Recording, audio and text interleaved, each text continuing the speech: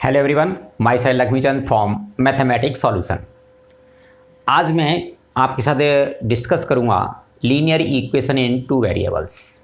अब देखो, आपका एसएसटी का अब एग्ज़ाम हुआ है और मैथ के लिए अब सीबीएसई बोर्ड के लिए आपके पास केवल 3 या 4 दिन बाकी हैं। तो अब हमें टू द पॉइंट यदि मैटर मिलता है स्टडी करने के लिए या रिवीजन करने के लिए, तो आपका अच्छा जो है आप मार्क्स जो है स्कोर कर सकते हो। तो इसमें देखो, सबसे पहले तो आपका है कि लीनियर इक्वेशन टू वेरिएबल से आपका क्या क्या बोर्ड में आएगा। तो सबसे पहले तो कि आपका कंसिस्टेंट या इनकंसिस्टेंट या यूनिक सॉल्यूशन, मींस आपका जो है नंबर ऑफ सॉल्यूशंस के बेस पर आपका क्वेश्चन एक जरूर मिलेगा आपको। दूसरा आपका है कि इसमें solution of equation by elimination या by substitution, but not by graph. Graph से आपका नहीं आएगा, केवल बाई सब्स्टिट्यूशन बाई एलिमिनेशन, ये आपके 2 मेथड से आएगा और रिड्यूसिबल मेथड आपके कोर्स में नहीं है। और तीसरा आपका एक जो क्वेश्चन होगा वो वर्ड प्रॉब्लम होगी। हो सकता है कि आपकी वर्ड प्रॉब्लम क्वाड्रेटिक इक्वेशन की वर्ड प्रॉब्लम के साथ और में हो। तो आपने इन 3 पर जो है मेन फोकस करना है। तो सबसे पहला पॉइंट मैं लेता हूँ कि मेरी जो कंडीशंस हैं कंसिस्टेंट और इनकंसिस्टेंट, वो मेरी क्या कंडीशंस हैं, पहले आपको डिस्कस करते हैं इसमें क्या क्या हैं। तो ये मेरा फर्स्ट मैंने लिखा हुआ है कि यदि आपके पास 2 इक्वेशंस हैं a1x plus b1y plus c1 equal to 0, a2x plus b2y plus c2 equal to 0। तो सबसे पहले आप इसमें क्या देखोगे कि मेरा ऑर्डर पहला x फिर y और ये c। तो c या तो दोनों इक्वेशंस में राइट में होना चाहिए या दोनों इक्वेशंस में लेफ्ट में। ये नहीं कि एक में राइट में और एक में लेफ्ट में, यहाँ पर आप बहुत बड़ी गलती करते हो ये। तो आपको पहले ये ध्यान रखना है। तो x का जो कोफिशिएंट है उसको मैंने a1 लिया है, y के कोफिशिएंट को b1 और आपका नेक्स्ट जो है ये इधर है तो आपका वो c1 और इसमें इधर है तो आपका c1। तो ये मैं फर्स्ट इक्वेशन के लिए 1 यूज़ कर रहा हूँ और सेकंड के लिए 2। तो अब आपने वो कहता है चेक वेदर। तो चेक वेदर में तुमने क्या करना है कि a1 upon a2, b1 upon b2 और c1 अपॉन c2 चेक करने के लिए आपको ये अलग अलग निकालना है पहले वैल्यू। अब उनको बाई ऑब्जर्वेशन वैल्यू को देखकर आपने बताना है कि वो तीनों इक्वल हैं, या आपकी फर्स्ट 2 में देखते हो कि दोनों इक्वल नहीं है, या पहली 2 तो इक्वल हैं पर तीसरी आपकी इक्वल नहीं है। पहले ये करना है। मतलब आप क्या करते हो, पहले से ही इसको लिख देते हो। नहीं, जब हम चेक करते हैं तो हमें अलग अलग पहले ये वैल्यू निकालनी पड़ती हैं और उसके बाद उनको देख के हम बताते हैं कि ये इस कंडीशन को सेटिस्फाई कर रहा है या इसको कर रहा है या इसको कर रहा है, तब हम कहते हैं कि हमारा सॉल्यूशन। तो जब आपकी ये कंडीशन सेटिस्फाइड है तो इसमें आपके इनफाइनाइट मैनी सॉल्यूशंस होंगे, और जब आपकी ये कंडीशन है तो आपका सॉल्यूशन जो है यूनिक सॉल्यूशन होगा, और जब ये कंडीशन है तो आपका नो सॉल्यूशन, कोई भी आपका सॉल्यूशन पॉसिबल ही नहीं है। एक्स और वाई की वैल्यू आप नहीं निकाल सकते हो। दूसरा आपका इस केस में कहता है वो कि अब ये कंसिस्टेंट या इनकंसिस्टेंट, तो इस केस में आपकी जो होती है वो कंसिस्टेंट होती है और इस केस में आपकी कंसिस्टेंट, और थर्ड जो केस है उसमें आपकी इनकंसिस्टेंट। तो अब हम कंसिस्टेंट की लैंग्वेज में पूछेगा तो हम इस तरह से बताएंगे। ग्राफिकली वो आपसे कम पूछेगा, फिर भी मैं आपको बता देता हूं इसमें कि ग्राफिकली पूछेगा तो ये मेरी कोइंसिडेंट लाइन होती हैं, कोइंसिडेंट, और ये मेरी जो होती हैं वो आपकी इंटरसेक्टिंग लाइंस होती हैं। ये आपका कहीं ना कहीं इंटरसेक्ट जरूर करेंगी, और ये आपकी जो होती हैं वो आपकी पैरेलल लाइंस होती हैं। तो आपका 3 वे से क्वेश्चन को वो पूछ सकता है। तो एक तो वो कहेगा कि check whether system is consistent या इनकंसिस्टेंट, या check whether this system has unique solution, infinite solution या नो सॉल्यूशन, या check whether these 2 lines represented by the equations are coincident या इंटरसेक्टिंग या आपका पैरेलल लाइंस। इस तरह से आपको क्वेश्चन को पूछेगा। तो जहाँ चेक करना है आपको वैल्यू इंडिविजुअल निकालनी है। अब मैं दूसरा क्वेश्चन करता हूँ कि फॉर व्हाट वैल्यू ऑफ के दिस सिस्टम इज कंसिस्टेंट या इनकंसिस्टेंट। तो आपका जब वो कहता है कि ये मेरे को दे रखा है तो पहले मैं a1 a2 b1 b2 c1 c2 individual लिखूंगा, उनको अभी करके बताएंगे। और फिर उसके बाद हम जो कहता है फॉर कंसिस्टेंट, तो कंसिस्टेंट की कंडीशन लिखनी है, फॉर नो सॉल्यूशन तो नो सॉल्यूशन की लिखनी है, और फॉर आपका यूनिक तो हम उसकी कंडीशन लिखेंगे। देन वैल्यू पुट करेंगे और हम वैल्यू के की निकालेंगे वहाँ पर। तो इस तरह से तो आपका इनका क्वेश्चन आपका आएगा। दूसरा आपका solution of equation by elimination या सब्स्टिट्यूशन। केवल 2 मेथड है आपके, एलिमिनेशन का होगा या फिर आपका सब्स्टिट्यूशन का। तो एलिमिनेशन और सब्स्टिट्यूशन मैंने शॉर्ट में लिखा हुआ है, तो आप ये। और तीसरा आपका होगा वर्ड प्रॉब्लम। तो वर्ड प्रॉब्लम जो हम डिस्कस करेंगे वो नेक्स्ट वीडियो में डिस्कस करेंगे। आज हम जो है इनको क्वेश्चंस लेके और इनका डिस्कस करते हैं। Next question, solve the equation 0.4x plus 1.5y is equal to 6.5 और 0.3x plus 0.2y is equal to 0.9। तो अब देखो, कभी भी आपको इक्वेशन सॉल्व करनी है बाई एलिमिनेशन या बाई सब्स्टिट्यूशन। तो आपने क्या करना है, सबसे पहले जो सब्स्टिट्यूशन है, सब्स्टिट्यूशन के लिए आपने क्या करना है, वैसे मैं आपके इनके सभी के जो स्टेप्स हैं आपको डिस्क्रिप्शन बॉक्स में पूरा आपको वर्कशीट और ये जितने भी स्टेप्स हैं वो उनको मैं कर दूंगा, यहाँ पर मैं डिस्कस करूंगा तो आपका टाइम ज़्यादा लगेगा। और सब्स्टिट्यूशन में शॉर्ट में बताता हूँ कि आपका एक भी इक्वेशन से आप x या y निकालो और दूसरी इक्वेशन में आपको वो पुट करना है, ये हमारा सब्स्टिट्यूशन होता है। और एलिमिनेशन हम क्या करते हैं, इन कोफिशिएंट्स को चाहे तो x के या y के दोनों को हम सेम करते हैं और जब उसके बाद हम सब्ट्रैक्ट या उनको ऐड करते हैं अकॉर्डिंग टू साइन। ये मैं आपको शॉर्ट में बता दिया है। अब देखो, और दूसरा, अब मैं इक्वेशन सॉल्व करूँ तो कभी भी आपने इक्वेशन सॉल्व करनी है तो आप जो डिनोमिनेटर हैं उनको, जैसे डेसिमल है तो डेसिमल में हमें एडिशन सब्ट्रैक्शन में प्रॉब्लम आती है, तो हम डेसिमल पहले इसको एलिमिनेट कर देते हैं। तो देखो, यहाँ भी 1 डेसिमल प्लेस है, यहाँ भी 1 डेसिमल प्लेस है और यहाँ भी 1 डेसिमल प्लेस है। यहाँ पर देखोगे तो यहाँ भी 1 है और यहाँ है, तो हर एक जगह 1। तो मीन्स दोनों इक्वेशंस को आप 10 से मल्टीप्लाई कर दो। तो यहाँ आपको लिखना है, मैंने शॉर्ट में कर रहा हूँ इसको क्योंकि लेंथी वीडियो हो जाएगी। तो आपने इसको 10 से किया तो ये मेरा 4x प्लस ये आपका 15y इज इक्वल टू 65, ये नंबर 3 इक्वेशन हो जाएगी, वो नंबर 1 और 2 है। और ये आपकी 3x plus 2y is equal to 9, ये आपकी 4 इक्वेशन चेंज होने के बाद। अब आपने दोनों कोफिशिएंट किसी को भी आपको सेम करना है। तो मैं अभी मैं इसको एलिमिनेशन से करता हूँ। तो देखो, मैं y की वैल्यू यहाँ से निकालता हूँ। मैंने बताया y हम 1 से निकालेंगे तो मैं इस इक्वेशन से, तो 2y is equal to 9 minus 3x और y is equal to 9 minus 3x upon 2, ये मेरी y की वैल्यू है। अब जब आपने सेकंड इक्वेशन से y निकाला है, मतलब इस इक्वेशन से, तो आपने दूसरी इक्वेशन में उसको पुट करना है, इस इक्वेशन में नहीं पुट करोगे, इतना ध्यान रखना है। तो अब मैं यहाँ इसमें पुट करता हूँ तो बाई दिस इक्वेशन ये मैंने आपका 5 दे दिया है। अब 5 और 3 को लेते हैं तो 4x प्लस 15 और y की वैल्यू मेरी 9 माइनस 3x अपॉन 2, यहाँ आप ब्रैकेट जरूर यूज़ करोगे, और इज इक्वल टू 65। अब मैं इसको मल्टीप्लाई करता हूँ तो ये आपका 4x प्लस ये आपका 135 और माइनस 45x और अपॉन 2 इज इक्वल टू 65। अब मैं एलसीएम लेके सॉल्व करता हूँ तो 2 मेरा एलसीएम हो जाएगा इसका। तो ये आपका 8x और plus 135 minus 45x is equal to 65 by cross multiplication. तो ये 8 में से इसको मैं माइनस कर दूंगा तो ये माइनस के 37, तो माइनस 37x, इन दोनों को सॉल्व कर दिया, प्लस 135 इज इक्वल टू, और ये आपका 2 इधर तो 130।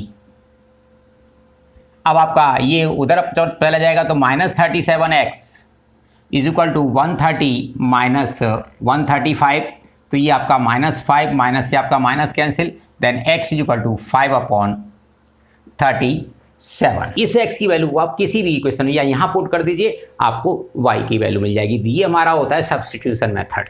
Next question, 4 upon X plus 3y is equal to 8 and 6 upon X minus 4y is equal to -5। अब देखो, मैं किसी भी एक के कोफिशिएंट को सेम करता हूँ, तो मैंने डिसाइड किया कि मैं y के कोफिशिएंट को सेम करना चाहूँगा। तो आप इसी इक्वेशन को आप 4 से मल्टीप्लाई करो और इसका जो कोफिशिएंट है इसको आप 3 से मल्टीप्लाई कर दो।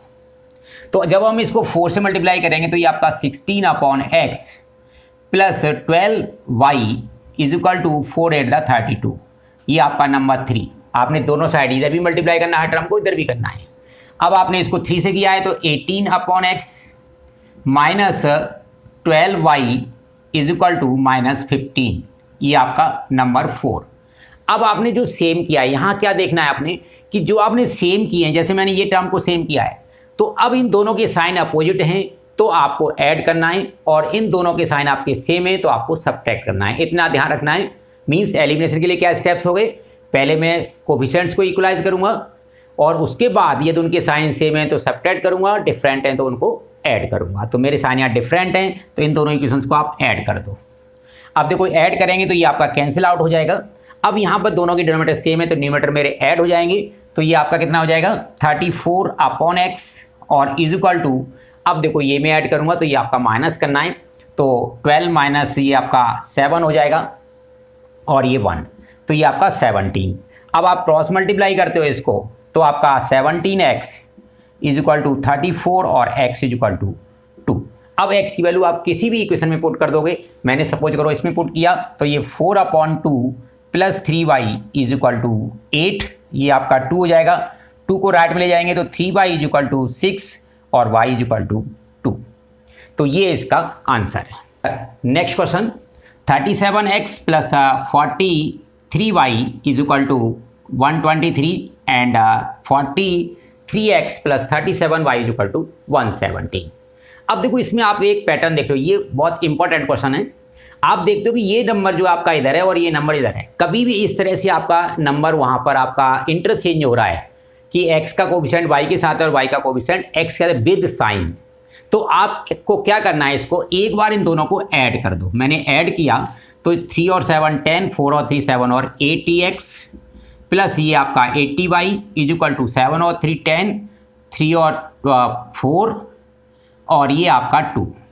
अब 80 से पूरी इक्वेशन को आप डिवाइड कर दोगे तो ये x हो जाएगा, ये y हो जाएगा और ये आपका 3। ये नंबर 3 इक्वेशन फॉर्म हो गई है।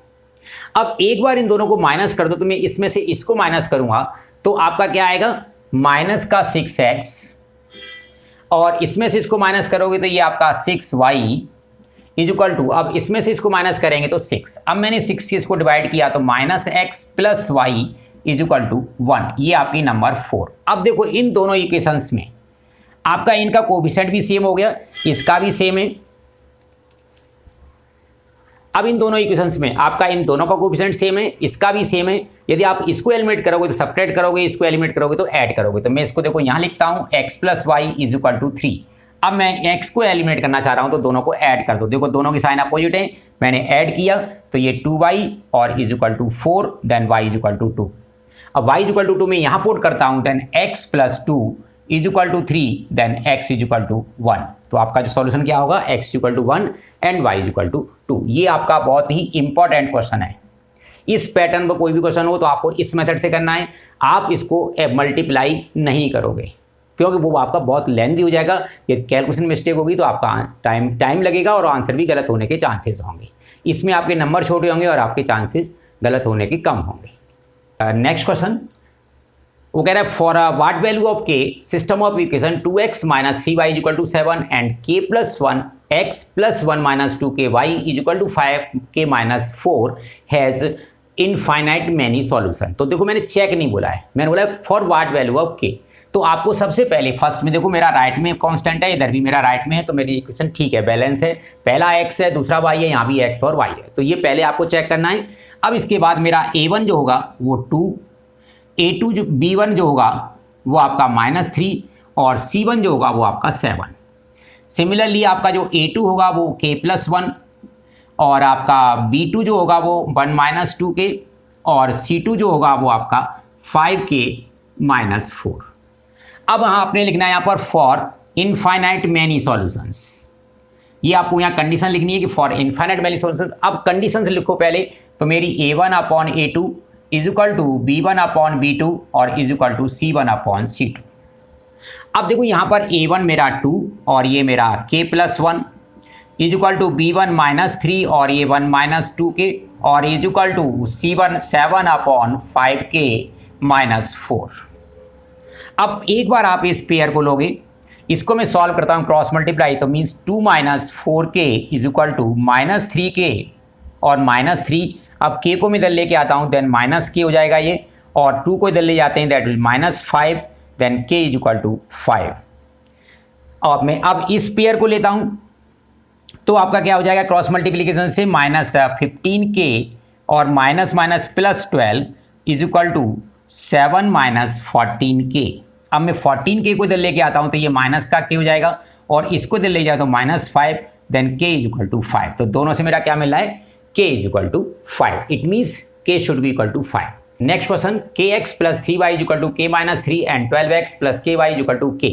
For what value of k this system has infinite many solution. Same अब देखो मैं a1 मेरा x y और c, x y और c पैटर्न में है। a1 a2 जैसे मैं अभी प्रीवियस क्वेश्चन में लिख के दिखाया था आप लिख लोगे। अब कंडीशंस आपने लिखनी है कि फॉर इनफाइनाइट सॉल्यूशन के अपॉन, मैंने डायरेक्ट फॉर्म कंडीशन भी आप लिख लोगे तो A1 upon A2 is equal to B1 upon B2 और is equal to C1 upon C2। अब मैं इस पेयर को देखो सॉल्व करता हूं तो मेरा k square is equal to 36, then k is equal to root लेंगे तो प्लस माइनस 6, दो वैल्यू आती हैं आपके यहाँ से। अब मैं इस पेयर को यदि सॉल्व करता हूं तो 3 upon k that will be equal to k minus 3 upon k। अब इसको मल्टीप्लाई करोगे तो आपका 3k is equal to k square minus 3k।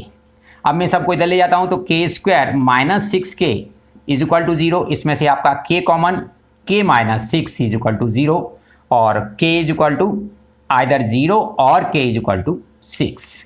तो अब देखो यहाँ पर वो कहता है इनफाइनाइट सॉल्यूशन, तो दोनों में मुझे कॉमन वैल्यू, किस वैल्यू के लिए दोनों पार्ट इक्वल होंगे, केवल 6। तो आपका इनफाइनाइट सॉल्यूशन में तो आपका k इज इक्वल टू 6 होगा।